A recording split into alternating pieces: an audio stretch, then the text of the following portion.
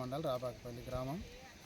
మాకు ఉండబడినటువంటి వ్యవసాయ భూములు మేము ఎస్సీలము, మాతో పాటు బీసీలు అయినటువంటి ఒడరీ కాలనీ వాళ్ళు ఉన్నారు.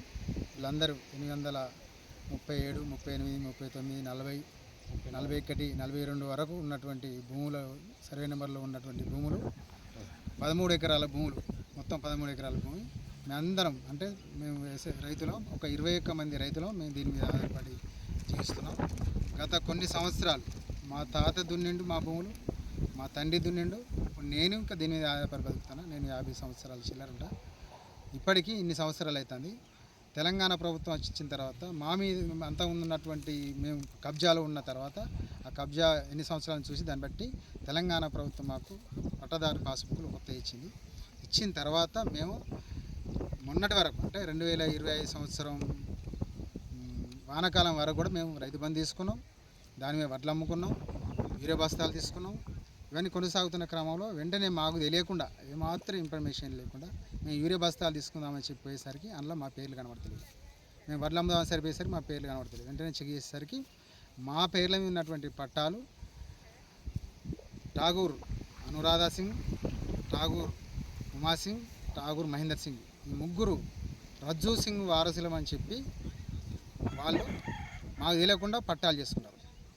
ఇంతకుముందు ఉన్నటువంటి ధర్మసార్ మండల్ ఎంఆర్ఓ సదానందం గారు మాకు ఏమాత్రం ఇన్ఫర్మేషన్ చేయకుండా వాళ్ళతో ఏం మాట్లాడుకున్నారో మాకు తెలియదు.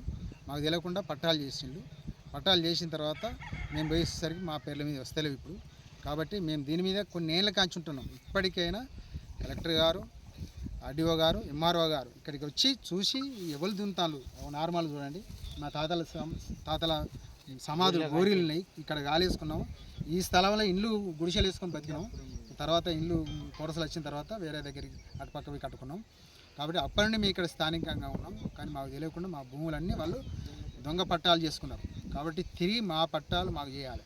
దీని మీద మేము ఆధారపడి బతుకుతున్నాం. ఇవి లేకపోతే మాకు జీవనోపాధి లేదు. మా పిల్లల చదువుల కోసం, వాళ్ళ పెళ్ళిళ్ళ కోసం అని చెప్పి భూములు కాపాడుకుంటూ వస్తాం. ఇప్పుడు కనుక వీళ్ళు మాకు చేయకపోతే మేము వాళ్ళ పేర్లు రాసి మేము అందరం మూకుమ్మడిగా మందు పోసుకొని మేము ఆత్మహత్యలు చేస్తారనే తప్ప మాకు వేరే మార్గం లేదు. కాబట్టి దయచేసి వెంటనే కలెక్టర్ గారు, ఆర్డీఓ గారు ఇక్కడికి వచ్చి క్షేత్రస్థాయి పరిశీలన చేసి ఎవరున్నారు కబ్జాలని చూసి చుట్టుపక్కల ఉన్న ఊరోళ్ళని అడగండి, డాక్టర్ దున్నులను అడగండి, మాకు వరి కోసిన వాళ్ళని అడగండి, వివల భూములను తెలుసుకొని ఆ తర్వాతనే మాకు తెలియజేయండి. దయచేసి ఈ విషయం మీద చర్య తీసుకోవాలి. ఈ విషయాన్ని ముఖ్యమంత్రికి తెలియజేయండి, రెవెన్యూ శాఖ మంత్రి గారు కూడా తెలియజేసి వెంటనే మాకు న్యాయం చేయించాలని మేము అందరం జరుపుకుంటున్నాం. న్యాయం చేయండి అందరం. మా పట్టాలు మాకు చేయండి. న్యాయం చేయండి. దొంగ పట్టాలు చేసుకున్న వాళ్ళని వెంటనే వాళ్ళ మీద కఠిన చర్య తీసుకోవాలి. దొంగ పట్టాలు ఎవరైతే చేసుకున్నారో వాళ్ళ మీద కఠిన చర్య తీసుకోవాలి. ఎందుకంటే వాళ్ళు ఇది కాకుండా ఇంకేదైనా దొంగ పట్టాలు చేసుకుంటారు.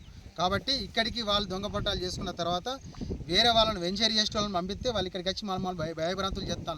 భూములు కొంటాం, ఇవి చేస్తాం, మీ పోలీసులు పెట్టి ఇదంతా సాగు చేస్తాం, నిలబెట్టి చేస్తాం అని మేము భయభ్రాంతులు చేస్తాం. కాబట్టి వెంటనే వీటి మీద చర్య తీసుకోవాలని మేము కలెక్టర్ గారిని, ఆర్డీఓ గారిని, మంత్రి గారిని, ముఖ్యమంత్రి గారిని కోరుకుంటున్నాం. ఇది ఎప్పుడు మారింది? ఇది 2025 నవంబర్లో మారింది. 2025 నవంబర్లో మారింది. మాకు అప్పుడు చూసుకున్నాం. మేము అప్పటి నుండి మారినట్టుగా ఉన్నది. హన్మకొండ జిల్లా. మా తాతల కొన్న భూమి మేము 3వ తాతకి వచ్చినాం. మాది భూమి కాపాడుకుంటా వచ్చినాం. మాకు పట్టాలు అయినాయి. పట్టాల మీద కూడా లోన్ తెచ్చుకున్నాం. పట్టాల మీద పైసలు కూడా పడ్డాయి, రైతు బంధు పైసలు. అట్లా కడిగేసింది మాకు తెలియకుండా దొంగతనంగా.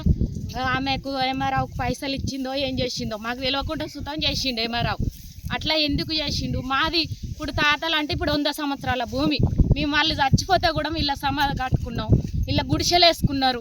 మాకు ఇండ్లు వస్తే ఇప్పుడు 20-30 సంవత్సరాల కింద ఇండ్లు అటు కట్టుకున్నాం. ఇళ్ళనే ఉండే మసాలాలు ఉండే, మేము ఇల్లు కట్టుకున్నది ఇళ్ళనే, మేము అల్లనే కాలేసుకున్నాం.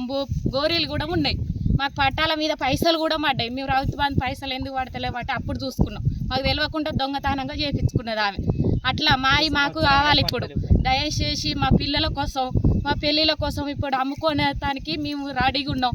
మా పట్టాలు మాకు చేయకపోతే ఇళ్ళనే మేము ఎంతమంది పేర్లు ఉన్నాయో ఆమె పేరు చెప్పి ఆమె ఇంటికి పోయి డైరెక్ట్ మాకు తిరగకపోతే మేము ఇళ్ళనే మందు పోసుకోం. మా పిల్లలు మేము అందరం ఇళ్ళనే చచ్చిపోతాం.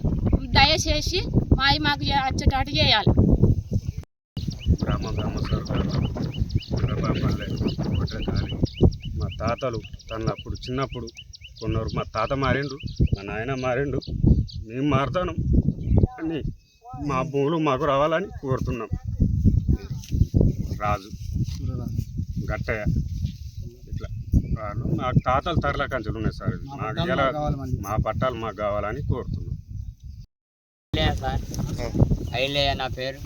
100 సంవత్సరాల కింద భూమి మాయ పట్టాలు మాకు తెలియకుండా ఈ సంవత్సరం ఈ నిరుడు నుంచి మాకు పట్టాలు నంబర్లు ఈ భూమిలో కొనబోతే పైసలు పడతలేవు, రైతు బంధు పడతలేదు, అట్లా అమ్ముకొనకపోతే ఆడ ఐకేపు కాడ నంబర్ కనబడతలేదు.